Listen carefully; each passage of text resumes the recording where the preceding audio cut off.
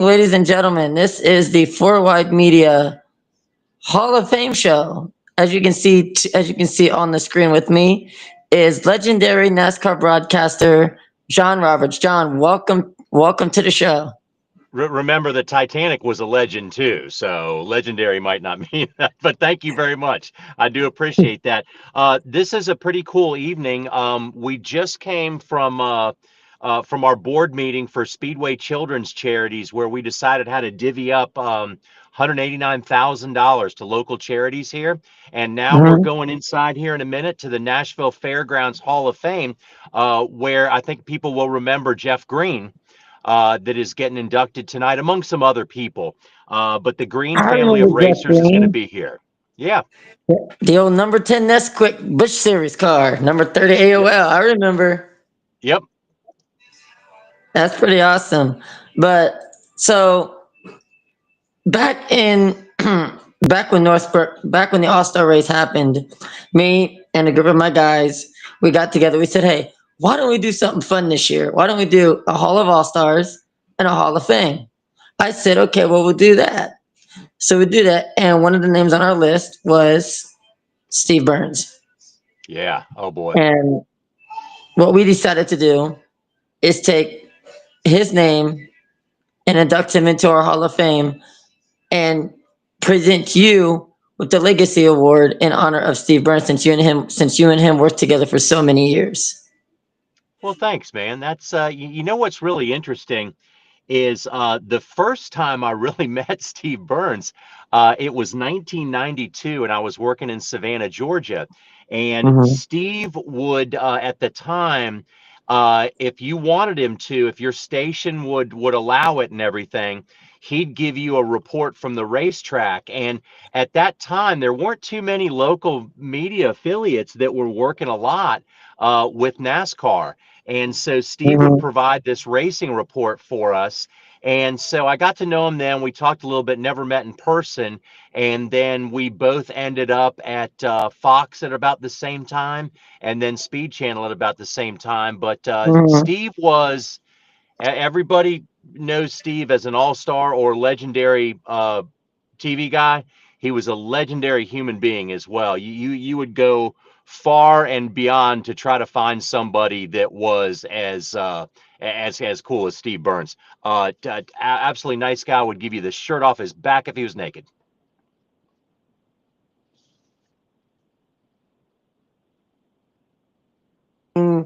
I started watching NASCAR full time in 2001, and I think at that time, I think Totally NASCAR was just started. I believe. I think it was Yep. 2001, 2002. Yep. And I remember watching it on. I remember him talking about Speed Vision. I'm like, well, what is Speed Vision? And then one day I'm just flipping channels with my grandma, and we're like, oh look, Speed Vision. So we started watching, and then Speed Channel came along, and then here comes a group of guys by the name of Jimmy Spencer, John Roberts, Kenny Wallace, uh, Trackside, and Race Day.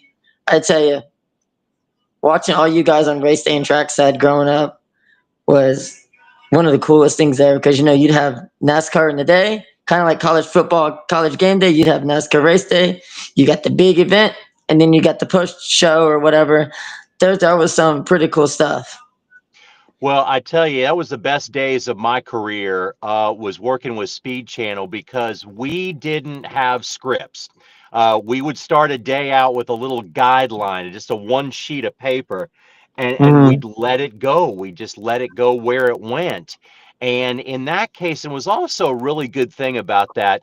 You've probably been around media long enough, and I don't want to rag anybody out, but when you get involved in the media business, a lot of people are concerned about who gets the credit for what, who says what and when, whose stories what.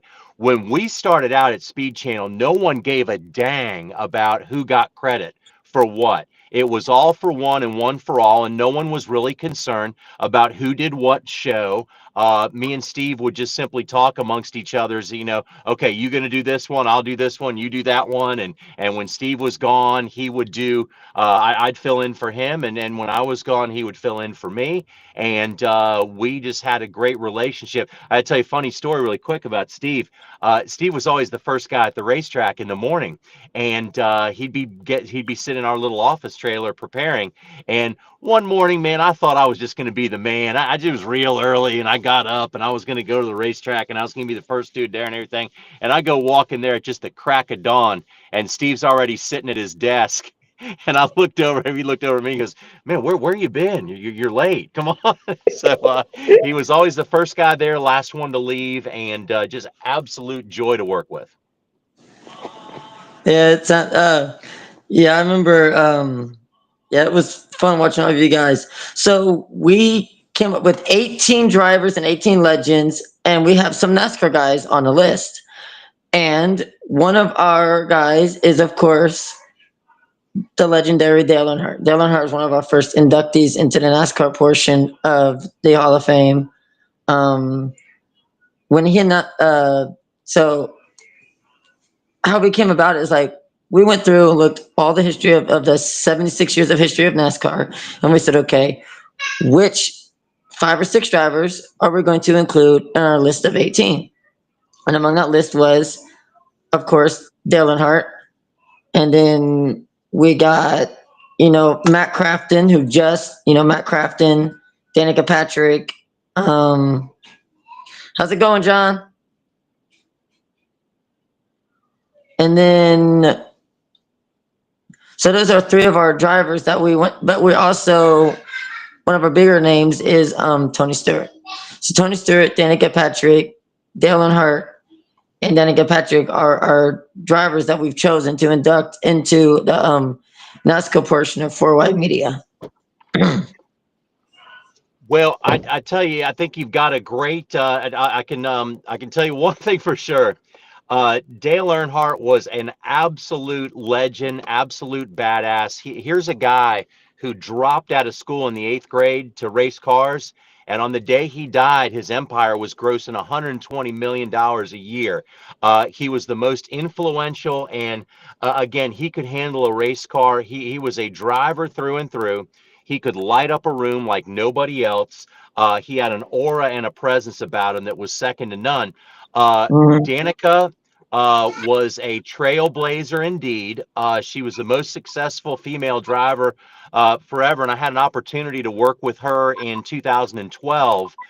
Me and her hosted the Budweiser Shootout together, and she was wonderful to work with. And then when it comes to Tony Stewart, guys, Tony Stewart was not a winner in everything he ran. He was a champion in almost every discipline he ever ran in.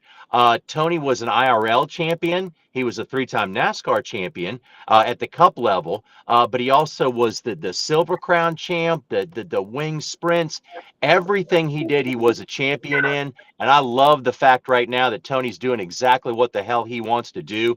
And actually got an appointment hopefully soon set up here to talk with him.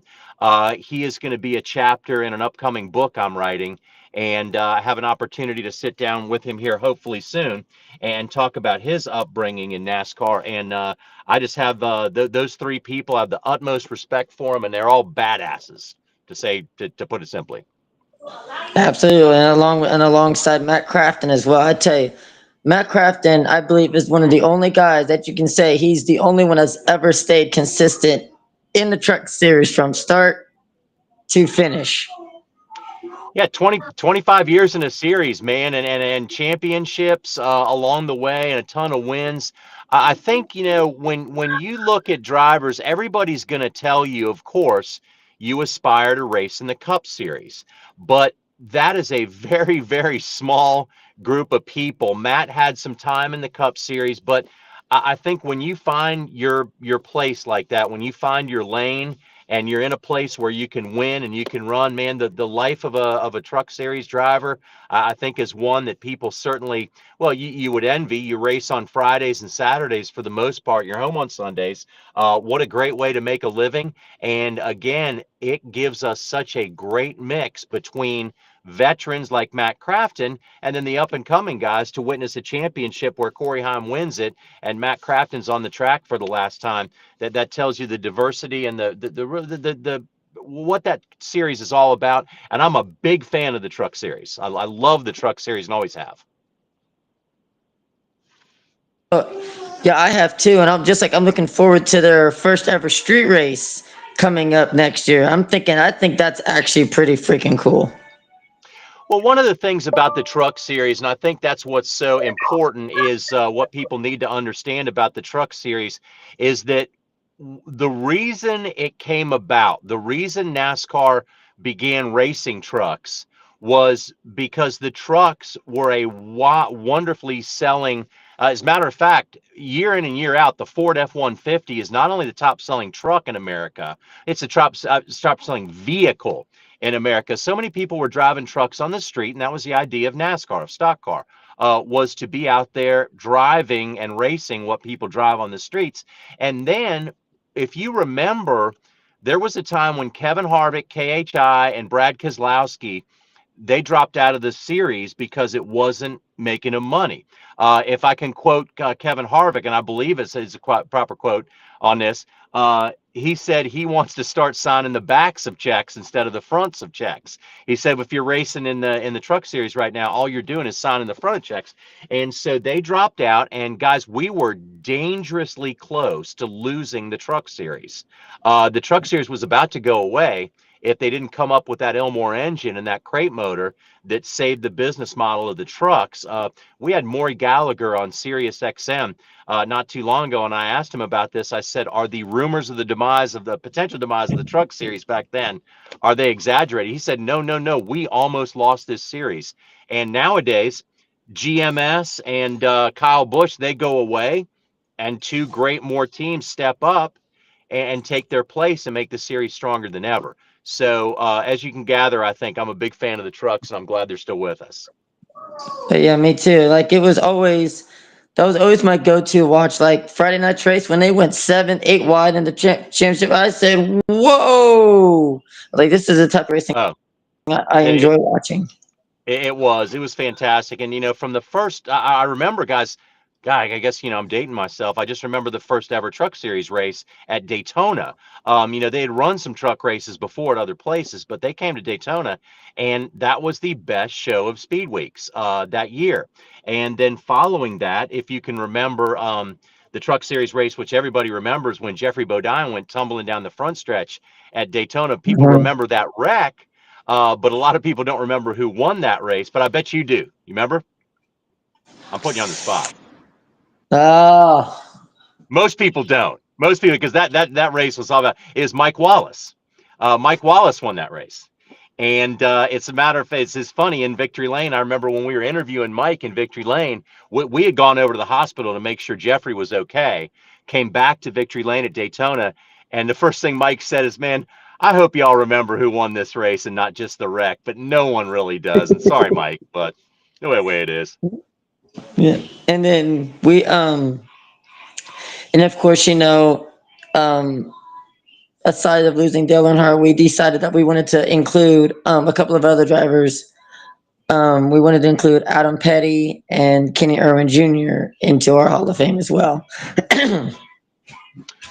Well, that was what you always look at, what would be if Dale Earnhardt had not died in that race, what the Mhm. series might look like right now. And it's really hard to imagine if his influence as an owner still wasn't around.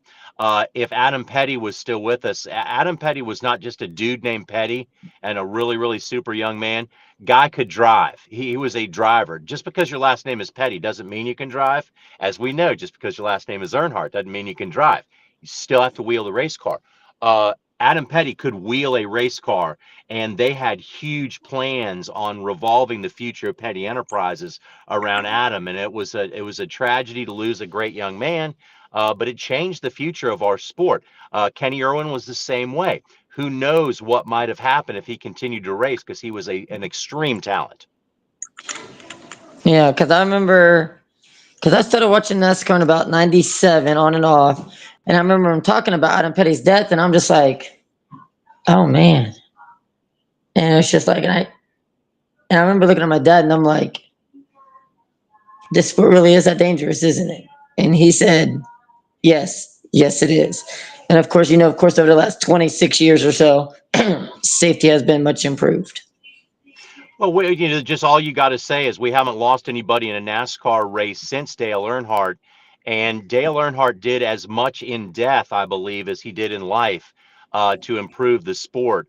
The safety turned up, but also what happened when Dale died, and it was the number one story on all the network newscasts. A lot of people said, "Oh man, I just thought that was a bunch of rednecks in the Southeast driving around in circles." And then they started tuning in. Well, who was this guy? Why was he so influential? And this Southeastern redneck guy you're talking about was again grossing over $120 million a year in his own business. And then they started getting to know Steve Park, Michael Waltrip, all the other guys that were racing then, Jeff Gordon, Tony Stewart, and they started to figure out that there were geniuses on top of pit boxes like Ray Evernham, and there were 7 engineers on laptops that okay, if this is a redneck sport, I'll be fine to be a redneck because some of these rednecks have PhDs in engineering and live in $10 million mansions. So I'm all good with that. I'm all fine with that.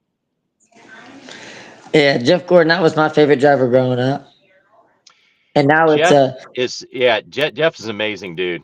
You know what really amazes me? I think if I had won over $150 million and I had as much money as that in endorsements and I retired, I'd be sitting on the beach with a paper umbrella in my drink. Instead, Jeff goes to work every day trying to make that team better and is as passionate as he ever has been. He's working his ass off as a vice chairman of that organization. So hats off to Jeff, man. What an awesome dude and what a calling in life.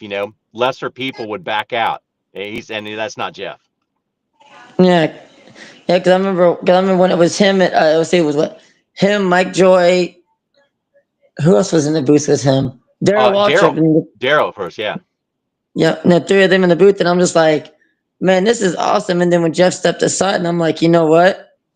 And I told my friend, I said, watch, Jeff's going to get himself so more involved in NASCAR, you ain't going to know what's going to hit you. And he was like, no, no, no, I don't think so. And he was like, he texted me the other day, he was like, did Jeff just win another championship as an owner? I said, absolutely.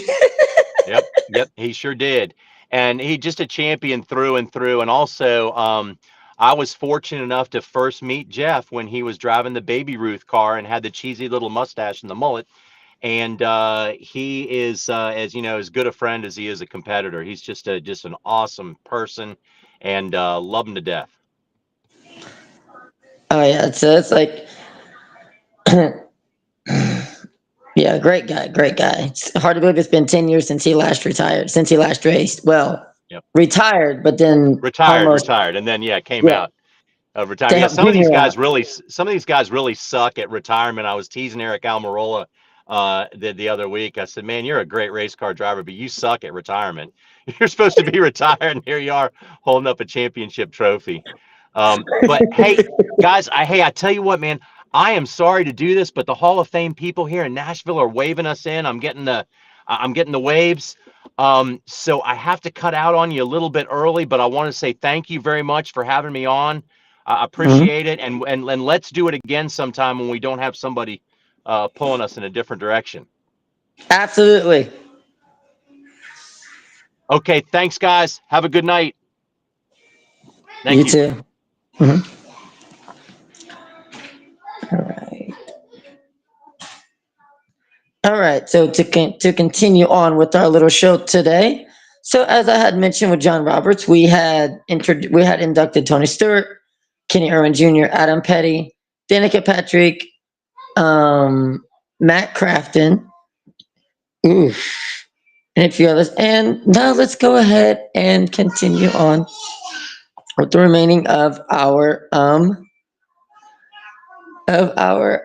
show. So Rick Mears, Dan Weldon, Kenny Bernstein, Dave Blaney, Dale Blaney, Steve Kinzer, Nikki Hayden, Ricky Carmichael, Ryan Dungey. Welcome to the Full Ride Media Hall of Fame. And then, of course, for the celebrity side, we have Ozzy Osbourne, Jim Neighbors, um, just a lot going on. But yes, we did. But yes, the Steve Burns Legacy Award did go to former broadcaster John Roberts. Sorry if my voice sounds a little. Sorry, y'all, if my voice sounds a little. You know, eh. It's been it's been rough, but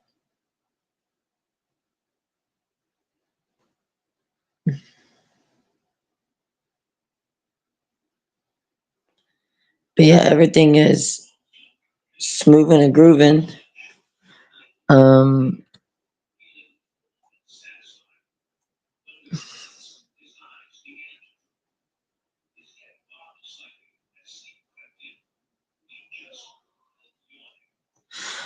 but we did include some other people into our Hall of Fame. Let's get them pulled up. Let's go over here.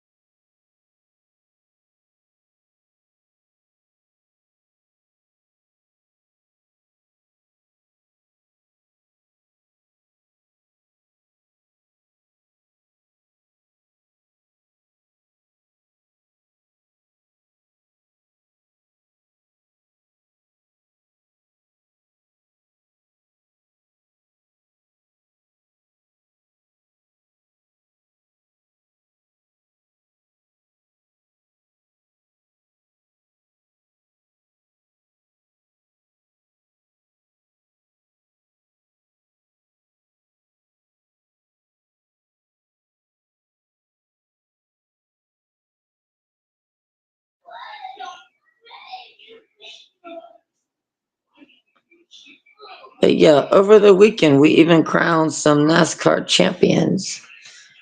Corey Heim won the 2025 NASCAR Craftsman Truck Series Championship. Jesse Love won the 2025 NASCAR Xfinity Series Championship. And Kyle Larson is your 2025 NASCAR Cup Series champion. Um,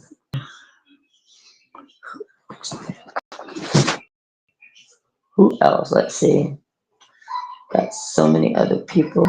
Let's see. Check this one down.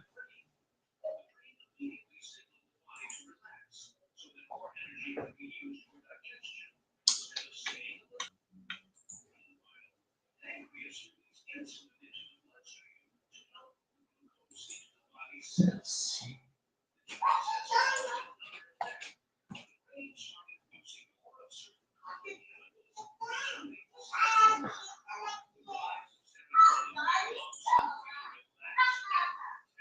Oh no.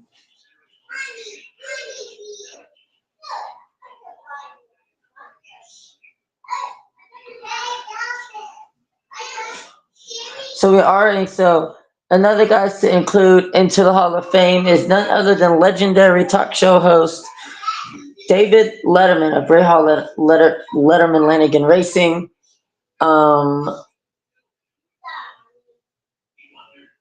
Of course, David Letterman, has of course been a late night was a late night, long time late night talk show host, and he's been inducted into the Hall of Fame under our Grand Marshal portion.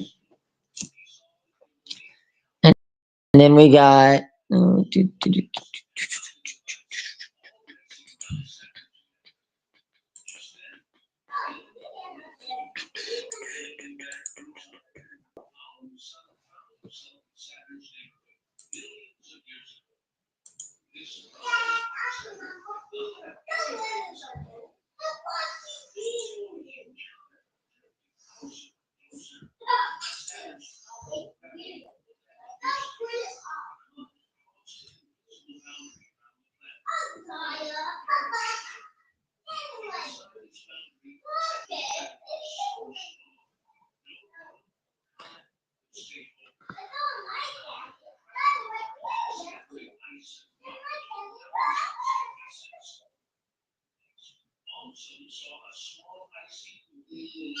So hopefully we hope to come back tomorrow night for our 2025 NASCAR season wrap up with everybody on board.